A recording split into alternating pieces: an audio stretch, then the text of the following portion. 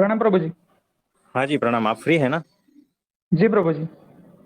देखो, तो वो राजीपो क्या होता है, ऐसा कुछ था ना? जी प्रभु जी। तो थोड़ा थोड़ा हम उसके ऊपर बात करते हैं। देखो, हम बहुत लोगों को सामने से फोन करके बात करते हैं, है ना?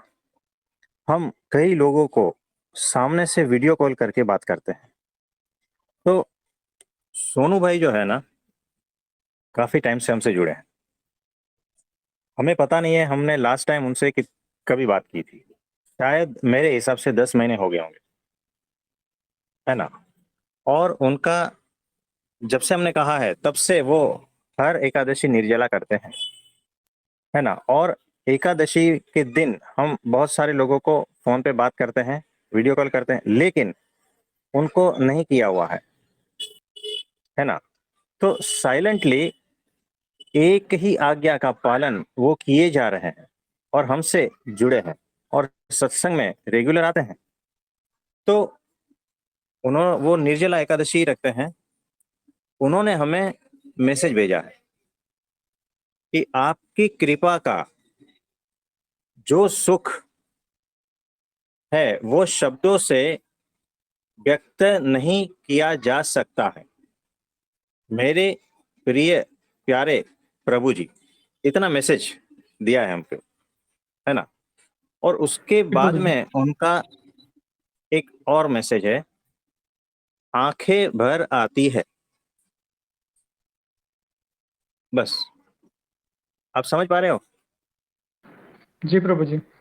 वो किस तरह से हमसे जुड़े हैं? ये आप इस मैसेज से समझ पाओगे।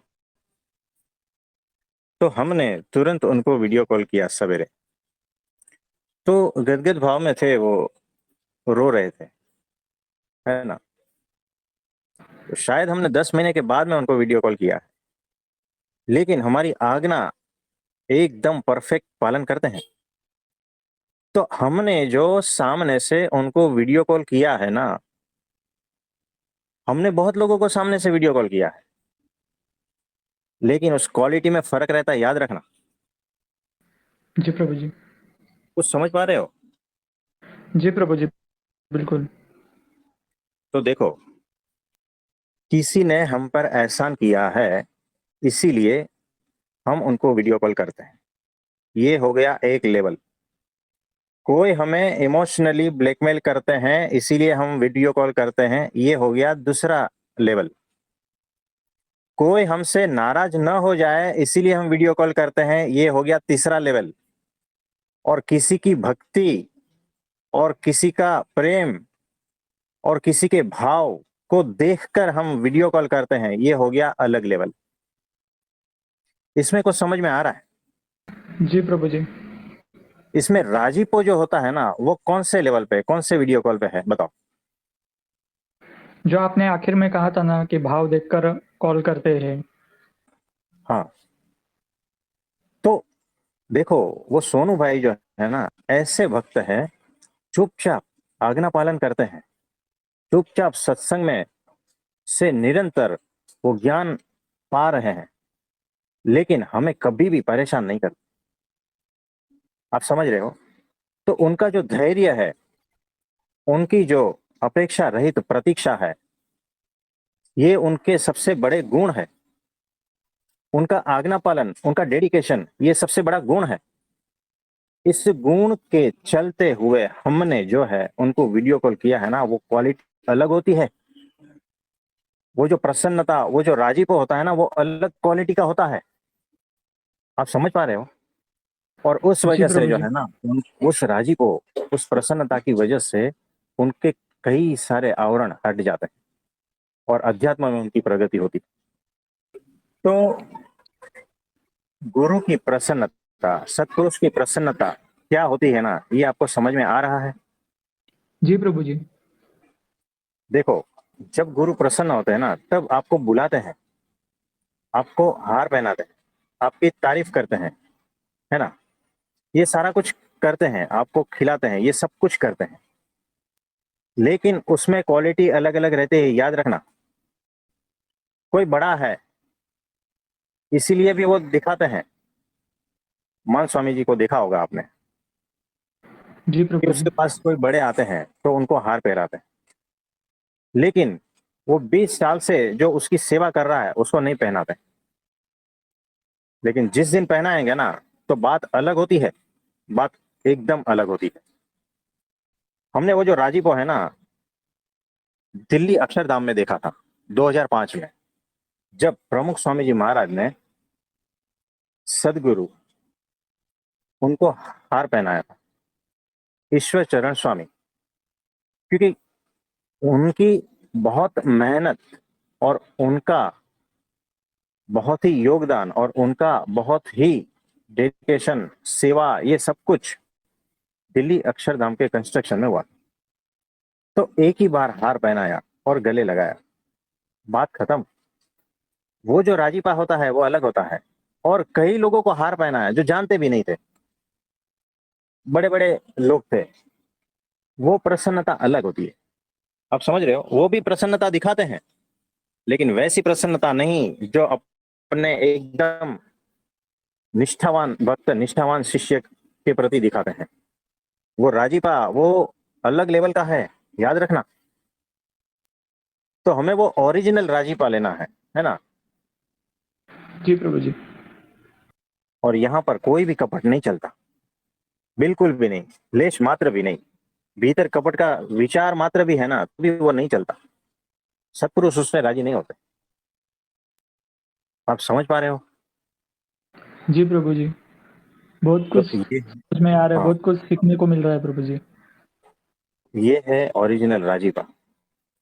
तो जिसके ऊपर गुरु का प्रसन्नता, उनका राजीपा मिल गया ना जिसको, उसकी तो बात ही अलग हो जाती है। वो खुद महसूस करता है, भीतर से उसकी स्थिति बदल जाती है, वो लेवल बदल जाता है भीतर से, चुपचाप, बिना शब्दों का। ये होता है ना। रोज बातें करो, कुछ मिलने वाला नहीं है। आप समझ रहे हो। जी प्रभु जी। लेकिन एक आज्ञा का पालन अगर अच्छी तरह से किया ना, उसमें वो, देखो एक बात याद रखना, सत्पुरुष से उसको, उससे जुड़े हुए उसके शिष्य, किसी, कोई भी जो है ना, बचा नहीं, याद रखना। उसकी दृष्टि सब पर है, चाहे वो 1 साल हो, 2 साल हो, 5 साल हो। 10 साल से भी कांटेक्ट में नहीं है ना, तो भी सत्पुरुष से वो बच नहीं सकता। वो 10 साल के बाद भी वहां से उठा लेगा, है ना। और वो जो आज्ञा पालन करता हो 20 साल से, और एक भी बार गुरु से मिला ना हो, और गुरु की दृष्टि रहती है, और वो स्थिति बदलती रहती है, और अचानक विस्फोट कर देता है। तो सत्यकाम जाबाली, है ना, 400 गाय लेके गए थे जंगल में, बाद में कोई कांटेक्ट नहीं। वहां रहते रहते 1000 गाय जब हो गई, आत्मज्ञान हो गया, आया आश्रम में, गुरु ने पहचान लिया, बात बन गई है। कोई उपदेश नहीं, कोई ज्ञान नहीं, कुछ भी नहीं, एकमात्र आज्ञा पालन। और उस आज्ञा पालन में धैर्य, अपेक्षा रहित प्रतीक्षा, है ना, और डेडिकेशन, श्रद्धा, प्रेम, भक्ति, ये सारा कुछ उसमें है, एक आज्ञा पालन में। और उससे ये सारा कुछ हो जाता है। गुरु सामने भी ना होना तो भी घटना घट जाती है। निष्ठावान और सुपात्र शिष्य, ऐसा होता है, घटना तुरंत घट जाती है। तो सोनू भाई जो है ना, वैसे हैं। आप समझे। जी प्रभु जी। प्रभु जी, इसमें आज्ञा पालन का महत्व कितना होता है ये पता चला। सिर्फ आज्ञा पालन और कुछ हम्म। नहीं। बात नहीं होती थी, वीडियो कॉल भी नहीं होता था, मिले भी नहीं हाँ। थे। फिर हाँ। भी आज्ञा पालन ऐसा किया कि गुरु को स्वयं उनको वीडियो कॉल करना पड़ा। प्रभु जी, हाँ। इसमें ना एक जीवंत उदाहरण है अपेक्षा रहित प्रतीक्षा का। आज्ञा हाँ जी। पालन, अपेक्षा रहित प्रतीक्षा और भगवान का राजीपो मिल गया। धन्य है प्रभु जी ऐसे भक्त, उनको देखो, वंदन है प्रभु जी। उनका मैसेज आया तो हमसे रहा नहीं गया। गुरु के आंखों से आंसू आना, और उसका दौड़ कर आना ये सामान्य बात नहीं है। ये आपकी साधना बताता है, आपकी अपेक्षा रहित प्रतीक्षा, आपका आज्ञा पालन, ये सब कुछ बताता है। आपका शिष्यत्व बताता है कि आप उस तरह से हो तो गुरु सामने से आ जाता है, प्रकट हो जाता है, आशीर्वाद मिल जाते हैं उनके, काम बन जाता है। जी प्रभु जी, बिल्कुल। तो ये बात है। और कुछ पूछना चाहते हो? हाँ प्रभु जी, इसमें यही है कि भगवान का राजीव को पाने के लिए कुछ करने की आवश्यकता नहीं है। सिर्फ मन से उनकी भक्ति करो, आज्ञा का पालन करो, अपेक्षा रहित प्रतीक्षा रखो, अपने आप राजीव को मिल ही जाता है।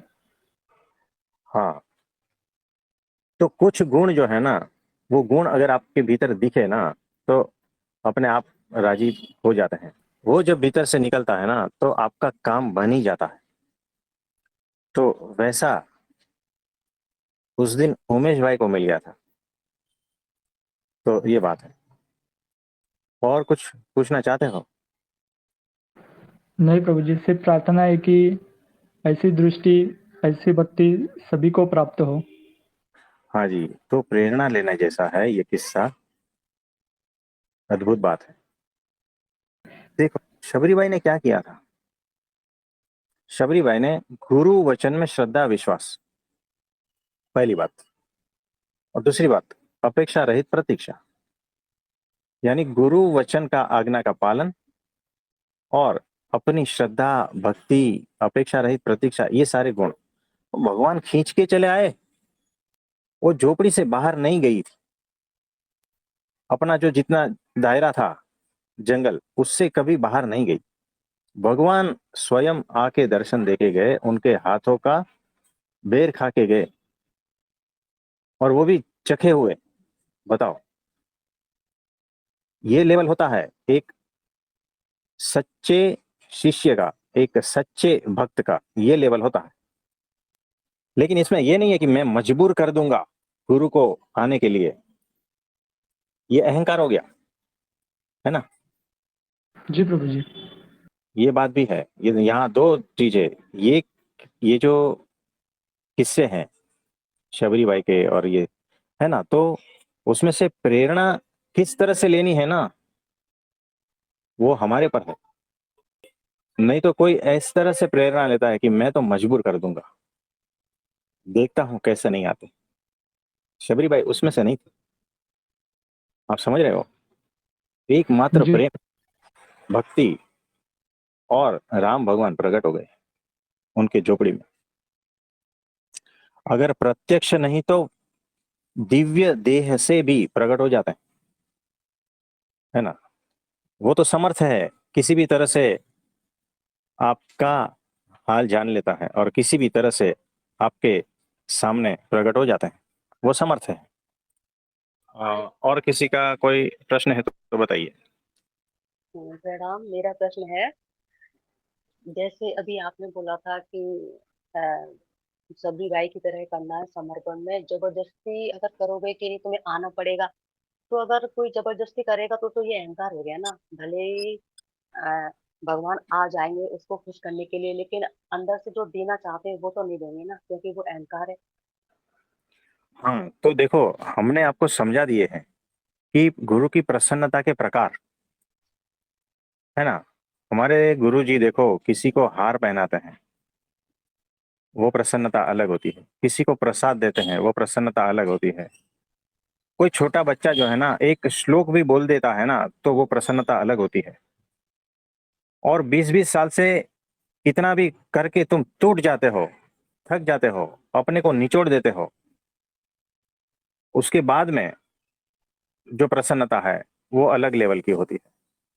उनकी आज्ञा का पालन करते हो, उनकी प्रसन्नता अलग होती है। मतलब अलग अलग कैटेगरी की प्रसन्नता है। आपको जिस तरह की कैटेगरी की चाहिए उस तरह से ले सकते हो आप। आपको कोई बाध्य नहीं है ना। आप स्वतंत्र हो, आपको किस तरह से लेनी है। एक होती है कपट द्वारा प्रसन्नता प्राप्त करना, वो भी ले सकते हो आप, है ना। तो बहुत सारे ऐसे रास्ते हैं।